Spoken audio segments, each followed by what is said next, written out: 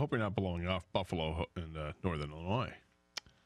You hope I'm not blowing it off? Yeah, I mean, we're talking MAC championship. Well, for the purposes of this topic, yes, I'm blowing it off. Although there are tickets still available for that game tonight at Ford Field.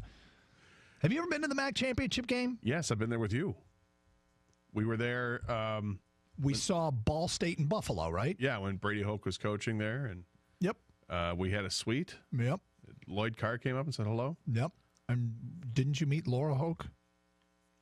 I believe I did. Yeah, I think okay, I may have, yeah. All right. So anyway. I've been to the championship game a couple times. Who else did you see? I want to say, was Memphis there? Because it was D'Angelo Williams, the running back. Memphis was in the MAC? Maybe I'm getting that confused with the Motor City bowl game. Quick Lane Bowl. Yeah. I've been there a couple times. I did play-by-play for the North Carolina Rutgers Quick Lane Bowl. There you go. Archie Diacono. I worked so hard on the tight end's name, Archie Diacono, and then he never got thrown the ball. So all my work went for naught. What's his first name? Nick. Archie Diacono. First names are important too, Doug. I didn't practice the first name. First names are important too. Ball back to pass, fires caught. Archie Diacono over the 40 to the 50, and he's dragged down there. Then people are wondering why he's using his whole name. His name is Archie Diacono. And then it's like, no, it's his last name, Archie Diacono. Archie Diacono, Rutgers. Let me see, because there was an Archie Diacono that came along and played point guard for Villanova, right? Nick. It was Nick. Woo! Yes! Still got it.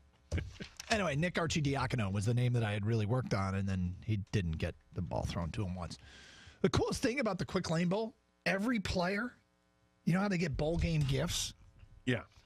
Part of the gifts for the Quick Lane Bowl, and I don't know if this is still the case, every player on the roster gets their own fathead. Like each school sends them a picture, an in-game picture, an in-practice picture for the guys that don't play, and you get your own fathead of yourself. That's kind of cool, isn't it? Sure. All right, so anyway, yes, I for the purposes of the topic, we're not talking about the MAC championship game. You got Utah and Washington tonight. You got Texas and Oklahoma tomorrow at noon. Then you've got Memphis and UCF at 3:30 in the American. I said that with a small question mark. American Athletic Conference. All right. Yes, Alabama plays Georgia at 4. Yep. Sliding that one all the way to 4, Doug. Clemson and Pitt. Clemson and Pitt is at 8 o'clock, yes. You got two top 25 teams going at it for the Mountain West Championship at 7:45. And for the purposes of the topic, we don't care. And Northwestern and Ohio State. So here's the question. If you had to bet on one underdog, who would you bet? To win the game, not just to win the game. Yep. Utah over Washington. I'm going to give you the dog first. Utah against Washington, Texas against Oklahoma, Memphis against UCF, Georgia against Bama, Northwestern against Ohio State, or Pitt versus Clemson. Which dog would you bet? If I had to bet on one of those teams to win, I would bet Utah to beat Washington. Here's the thing about Utah. They lost their starting quarterback and starting running back 2 games ago for the season. And, I mean, none of these are like, oh, yeah, you got to take these guys. And they still won their last 2 games. They still did win. They smoked Colorado 30-7 at Colorado. Yep. And then they beat their rival BYU by a touchdown. Yeah, they've managed to get by. But you go with Utah. Yes. Who would be the upset pick you would take? Text us at 97136. Tweet us at Doug Gator 971. Or go ahead and pick up that telephone thingy and call us. Now that's at 248-539-9797. If you stuck a fork to my nose and said you have to bet one of these games straight up, that would be my straight up bet. Now, who I want to win is completely different. I think I'd like to see Pitt take down Clemson. I'm going to write down one team I don't think anybody's going to say. Oh, who they think will win? Yep. Do you agree with that? No. No, actually. You think we'll get that? I think it's going to be a pretty good game, actually. Okay. Well, text us at 97136 or call us at 248-539-9797. Who's yours? Memphis.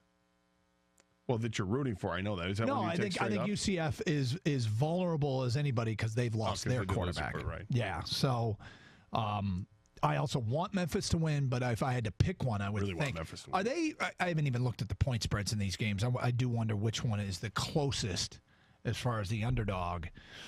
is concerned, Utah's getting 5, Memphis is getting 3, Texas is getting 8, Georgia's getting 13, Pittsburgh's getting 27, Northwestern is getting 14.5. So, 248-539-9797. Interesting spreads. Yeah, well, we're going to have to do picks coming up a little bit later. Oh, crap. Yeah. What are you new? It's a Friday, man. I know. I forgot. I just forgot. You know, we're into the championship weekend. Now things get real, right? No, things have been real the whole season. But these are like tough games. We're left with. There's a limited number of games. Well, there's a limited number of college games. That's what I'm looking at. Yeah, the NFL games are the same as many weeks, although obviously not as many buys as you go on later in the year. Which underdog would you take this weekend if you had to pick one to win outright? Gator went with Utah over Washington. I went with Memphis over UCF. Who do you like? Lions in action against the Rams. Other than the bus breaking down or a breakout of flu, what is the to-do list for the Lions to win this game? You heard in the update, Big Ten play starts. Michigan State plays at Rutgers tonight in college basketball. This is not your football version of Rutgers, but the 9th-ranked Spartans expected to get the win in their Big Ten opener. Purdue is in town to take on Michigan at Chrysler Center. The Boilermakers ranked 19th. Michigan ranked 7th in the country. Should be interesting. And the Pistons host the Bulls tonight. Golden State tomorrow. Steph Curry's return. By the way, Luke Kennard is making a rehab start for Grand Rapids on today. So we'll see if he can get back into the mix and help a little bit from a three-point shooting perspective.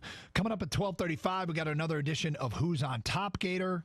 But just one follow-up, too. Do you remember a couple days ago we talked about Knickers, the 6'4" giant cow? How could I forget the discussion about Knickers, the 6'4" cow? Well, some farmer in Canada gave it the hold my beer. He introduced the world to Dozer in Manitoba.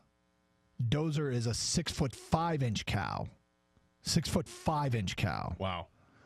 So apparently a trend is going to start as farmers around the world are going to whip out their cows and compare whose is bigger. And by cows, you mean cows. Yes, that's exactly what I mean.